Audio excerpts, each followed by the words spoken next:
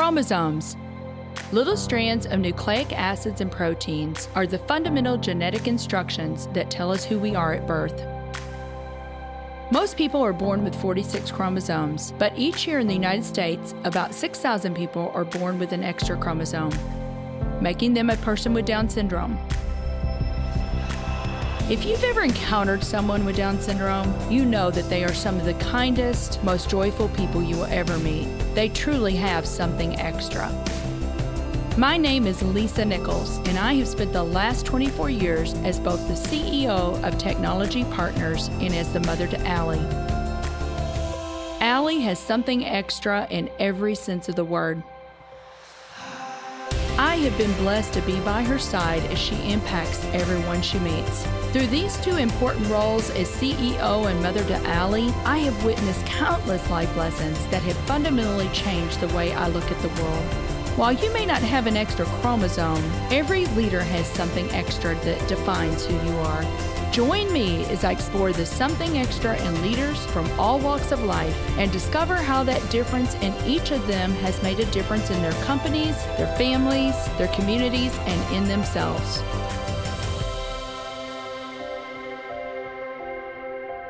I am thrilled to have Tabitha Sarris on the show today. Tabitha is an executive director of the InspireCIO Leadership Network. If you like this episode today, please go to Apple Podcasts or wherever you listen and leave us a 5-star rating. Tabitha, I am so excited for our conversation today. We have so much to talk about. So thank you so much for making the time to be on the Something Extra podcast. Oh, Lisa, it's my pleasure. When you approached me, I think I cried a little. I was so excited. Oh my goodness. Well, I told you we're going to have a lot of fun, but we do have a lot to talk about. And I know that a lot of people in St. Louis know you because you worked at the RCGA, but you're doing something different now, but they may not know how you grew up. But tell us a little bit about your background, if you would. Absolutely. I was born and raised in St. Louis, West St. Louis County. And I had the pleasure, which was to my dismay when I was little, but I went to several different schools growing up. My parents got divorced when I was pretty young. And I think I'm so extroverted because I was forced to be from switching schools. So it worked out really, really well. You are definitely extroverted. I think that's you and I get along so well because it's like we're talking 90 miles an hour usually when we're together. But so you learned agility at a very early age and adaptability. Absolutely. And I know that that has served you well now. So who would you say was your biggest influence when you were a kid? It went through stages. Like my mother has always been my constant. She's always my go-to for everything. But when I was young, my grandma, when I was dipping my feet into my first career, it was my stepdad. And now as I get a little bit older, I turn to my dad and my husband for all the stuff. So it goes through different stages, but there's definitely been the consistency. Yes, very good. Well, yeah, and I can say the same thing. I had so many people build into me. So tell me this now, you've done a lot of different things. Now I get it. Why do you have the courage to step out? Because you've always been that way. You've had to learn to be adaptable. But what did you dream about doing when you were little? Oh, gosh. Okay. So the first thing I wanted to do was go into psychology because I wanted to understand how people did the things that they did. And I think that goes back to being from a divorce, like why? What happened? Where was the tipping point? And then it transitioned into that doesn't sound like too much fun because all you're going to be doing is listening to problems all day. And who wants to do that? Right. So my stepdad would really press me and to think about, he's like, well, what do you want to do? Like, what's going to make you happy? And I'm like, shopping. Shopping makes me happy. And so I just knew when I graduated high school, I was either going to move to New York or Paris and work in fashion, specifically vintage fashion. And God clearly had a different plan, but I would still, if I had to do something, I would move across the pond and work in an industry totally unrelated to what I'm doing now. Yeah. But not ready to do that yet. That's awesome. Well, you know what I wanted to do? I wanted to be Olivia Newton-John. I don't even know if you remember Olivia Newton-John, but that's what I wanted to do, but I could see that. I could see that. Yeah. Well, let me ask you this, because this is a leadership podcast. So When were you first introduced to leadership? I mean, were you in sports? Were you in theater? Were you in any of that kind of thing where you took on leadership roles? Yes, to all. I loved theater, loved sports. I wasn't great at sports, but cheerleading was my jam. I could yell and scream and get people pumped up with me. And my first introduction that I can remember to leadership was I was co-captain of my cheerleading squad my junior year of high school. And I learned two really valuable lessons. One, I learned what herding cats meant. And two, that it's really hard to transition from being a peer to a leader. It didn't work out too well. But then the next year, when I was promoted to captain, I ended up not having a ton of friends on the squad, but we had phenomenal performances. Like we were on it. So that I keep going back to that of like be empathetic a little bit more than what I probably was. Yeah, I think those early opportunities, whatever leadership role you're giving, I just feel like those things are great foundations for future. So tell me this. I mean, you've done a lot of things. I mean, you started really in insurance and you went into radio, then you were in TV for a while. What have you learned about yourself? What have you learned about your own leadership style over the years? I think there's something like 15 different leadership styles. I'm adaptable, as you said. It's funny because in hindsight, my career switches, they were all transitional moments in my life.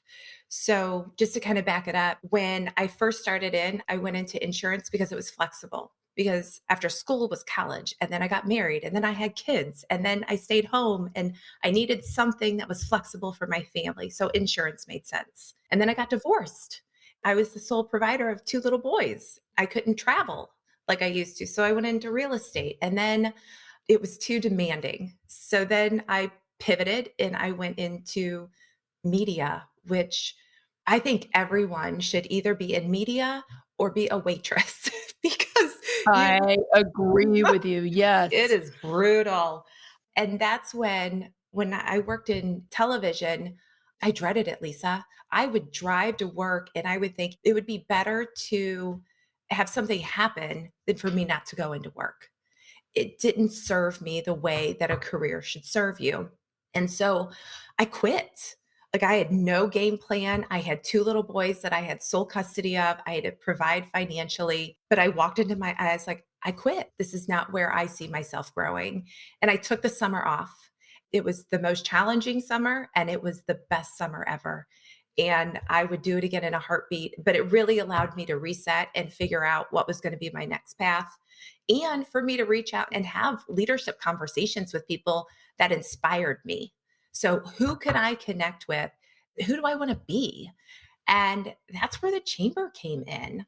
So, back to your question on leadership, I would like to say that I'm like Oprah, where, I'm this charismatic leader who can rally troops and transform the world. But I think I'm a little too competitive for that. So I'm going to go with kind of a hybrid between the charismatic and a motivating leader because laying down the hammer doesn't get anything done. Sure. But you know what? I see you as more of a pace setter. Yeah. So, you're setting the pace and inspiring the team to keep up with that pace. So, yeah, I don't think we're any one style, to be honest with you. I think we're all hybrids because I've got that competitive edge too. But I also want to coach and see people grow and be a servant leader. So I think it's okay to be both. But I want our listeners to understand it is okay to pivot and there's joy in that. The second thing that I'm thinking, just taking that summer off, I call it, Tabitha, I said, we've got to sometimes have meetings with ourselves. And you've got to say, what is bringing me joy? What is draining my energy? What is filling up my bucket? And I'm telling you, if you're going to a job every day that, like you said, you're going, it'd be better for something to happen, that should be a red flag that you need to have a meeting with yourself. Something is off. It should not be that way. And so it's just a little red flag there. So I think that that's really good that you pointed that out and just took that time. So you did go to the chamber and you were there for 4 or 5 years and you had great career success there. But I want to talk about your next pivot because we have so much to talk about there. So you've not even been there a full year yet. You pivoted to InspireCIO.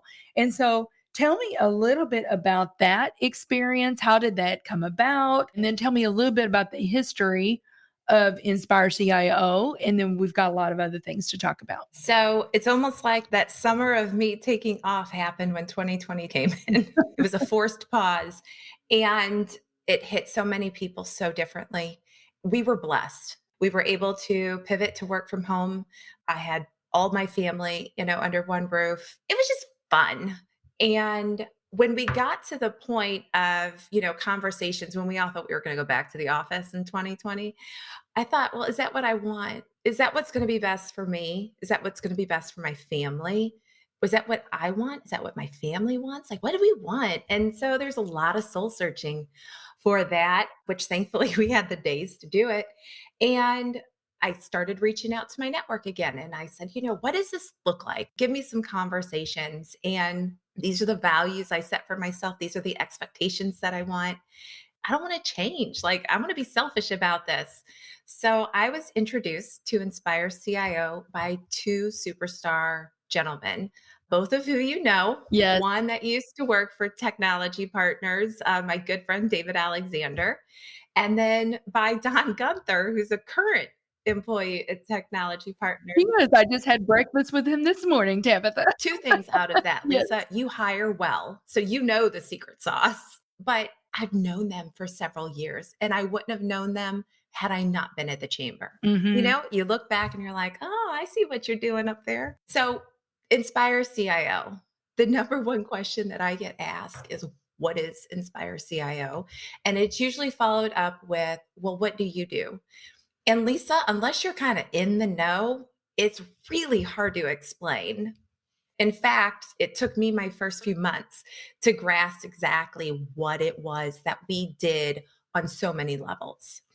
So if you want, I can start with the history of Inspire. Yeah. So it started about over 25 years ago. It was 1998. The Georgia CIO of the Year Orby Awards, they were born out of a gap in the market to recognize the outstanding work that CIOs do and what their teams do, because it takes a village, remember? And then as that grew, our CIOs loved it. And they started asking if they paid membership dues, could they have quarterly events that were non-commercial and non-vendor? They just wanted to connect with their peers. So that side of the organization was born and started growing organically. The pivotal moment came in 2014 when Brian Shield, he was the former Georgia CIO chapter chair and CIO for the Weather Channel. He moved to Boston for his dream job. So he's the CIO of the Boston Red Sox right now. He's actually our national chair too. But he was thrilled to be back in Boston. But he said when he was there, he missed really having a way to convene leading local CIOs to solve problems and build community. Thus, Boston CIO began. Boston CIO has over 80 members. It's thriving, it's growing, super well received. And then from there, it just began to grow organically. So now we have 21 chapters, including the latest and greatest, which is St. Louis. Next year, we'll have 25 chapters, and we're not stopping. So what we do is we recognize great CIO leadership, and we foster those same meaningful peer-to-peer relationships in all the chapters across the U.S. So we have over 800 members, and it really began as a movement, if you will, from Right. the East Coast to the West Coast, and now we're everywhere in between. Yes, very good. There's so many more questions that are ruminating in my brain right now, but we do need to take a quick break, and we'll be right back with Tabitha Sarris. Are you an IT executive with years of experience? Are you energized when you empower others? If I've piqued your interest thus far, you may be a great mentor for the TechLX program in St. Louis. TechLX prepares rising IT leaders to tackle today's challenges and prepare for tomorrow's demanding roles by pairing them with senior IT executives like yourself. Mentors receive coaching from technology partners and will be invited to all TechLX networking events featuring outstanding speakers of the IT industry. To apply, visit tpi.co/TLX. So, Tabitha, you just gave us a great overview, a great history lesson on Inspire CIO. Tell me again, what is the purpose of this organization? I mean, what are you guys really trying to accomplish with the Inspire CIO? It's a twofold, if you will. So we have the award side, which recognizes the outstanding work that the CIOs and their teams do every day. Because you know how it is. When everything's working perfectly, no one notices. But when something goes amiss, then everyone starts pointing fingers. So we want to make sure that we point the good fingers at the CIOs for their recognition for all of their great work. And then there's the membership side of the organization. And that's really where the magic happens.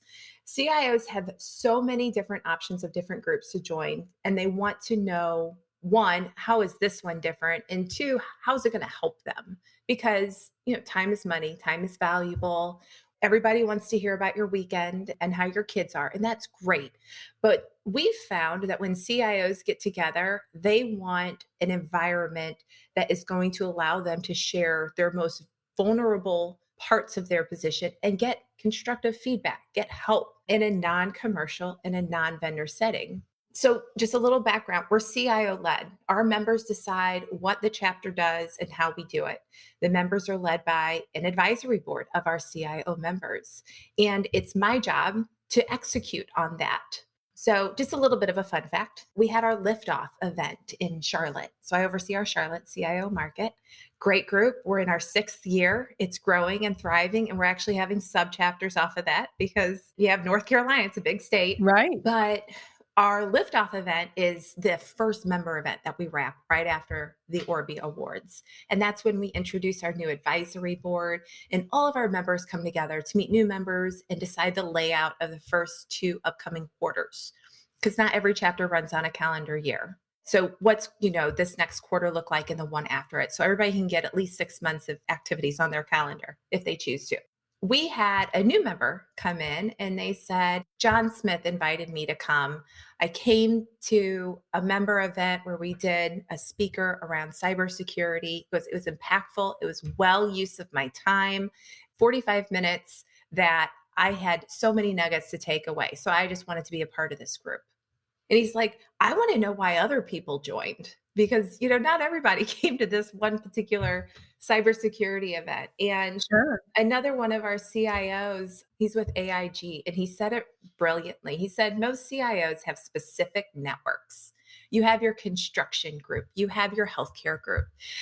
But this organization has a combination of different industries that allow cross-pollination without the noise of vendors and sponsors. So another example that we had at that same dinner in Charlotte, one of our banking CIOs stood up, and it was just all CIOs. We had 25 of them sitting in a well-spaced out room. And he goes, I'm having this problem and I don't know how to solve it. Which in retrospect, it's the Great Resignation, which is like the number one topic request that we get from CIOs, is that and cybersecurity. But he was able to talk to maybe a couple smaller companies, because I'd say he probably fluctuates around the 1 billion in annual revenue for his organization, but he could pull from somebody who operates at 500 million. What did they do? And then another one who's at 5 billion. So you get a broad perspective, not only of industries, but of size. So the scope is a little different. And the other thing, Lisa, when it comes to membership, there are requirements. So you have to be the highest ranking CIO, and your organization has to have an annual revenue of 100 million or higher. It just fits with our CIOs. That's what they want. That's what we give them. So yeah, it's peer to peer. Right. And it's so important because you're so busy running your organization that it's hard to get out there and network with your peers. But I look at you guys are kind of a convener, facilitating, not that you are dictating what's being talked about, but you're putting a structure around this for the CIOs to gather together and to share these best practices and challenges and get real help, from peers. So I love it. And St. Louis is the newest chapter. Technology Partners is very grateful to be one of the founding members for the St. Louis chapter. To date, you said, the company or the organization is 25 years old. You guys have now recognized over 350 CIOs with the Orby Award. And hey, where did Orby come from? Do we know? Do you know how that was even named? That is the $1 million question, Lisa. Our founders, Frank Bell and Jonathan Fry, really took it as, who are you going to surround yourself in your orbit? And if you've ever seen an Orby trophy, one, they're extremely heavy. They look beautiful and on a desk in an office, but they're just like this really cool globe that it is. It's who do you have in your orbit? Well, it reminds me of Jim Rohn, that said you are the average of the 5 people you hang out with, and so again, who are you going to surround yourself with? So that's where it came from, the Orby. See, I didn't even know that. That's awesome. So St. Louis, like I said, is the newest chapter. We've got 22 different finalists, and tell our listeners a little bit about how it's structured. So I know there's a healthcare segment, there's a large enterprise. Tell us a little bit about the nomination process and then some of the things that are coming up for St. Louis. The nomination process is all peer nominated or underwriters such as yourself.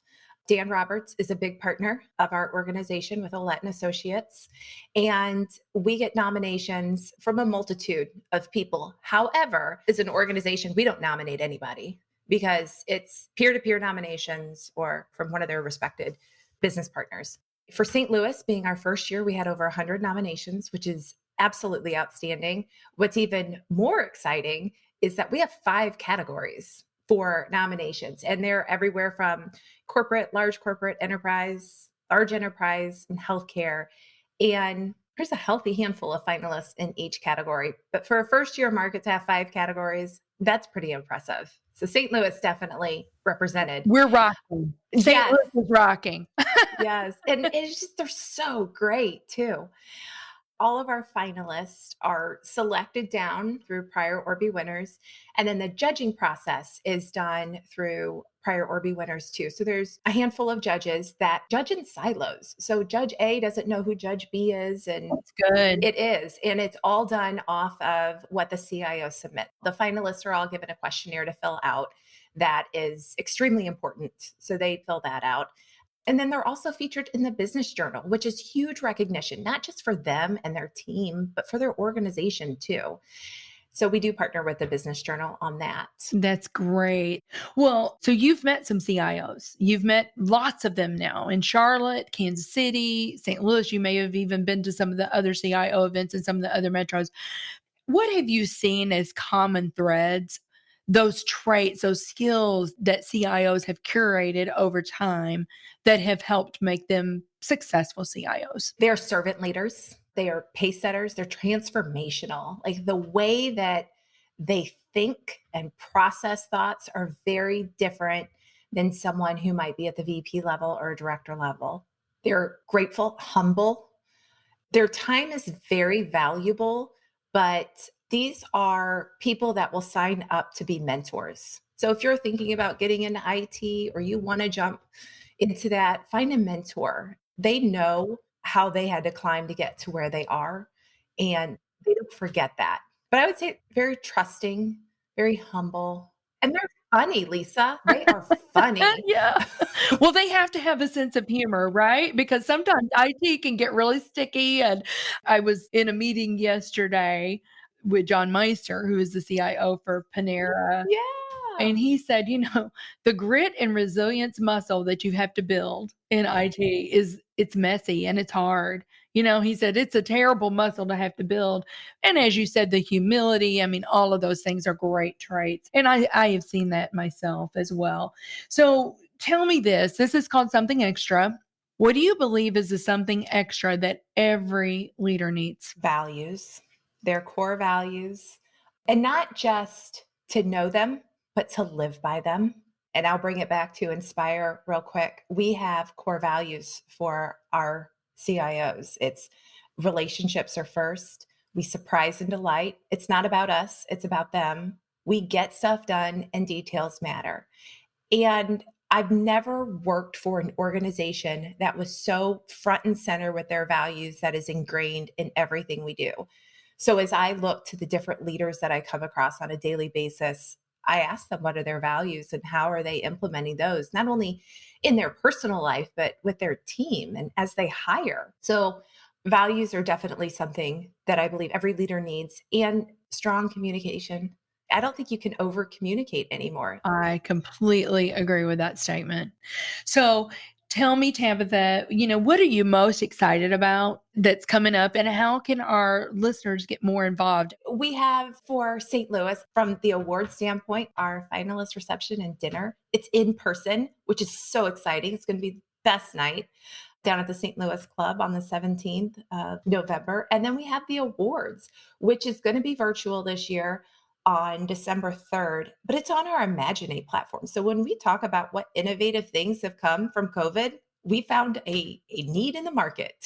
Yes, you did. That platform is so robust, so fun. You're not there in person, but you feel like you are. And, you can move between floors, you can move tables and meet new people. Yeah, I would agree with that. That's a very robust platform. So those are fun things that you're excited about. So be on the lookout because, as Tabitha said, it will be in the Business Journal, and find out more about InspireCIO. So, Tabitha, this has been so much fun. I knew we were going to have fun, but this exceeded my expectations. So thank you so much for making the time to be on the show today. Oh, my pleasure. Thanks for having me, Lisa.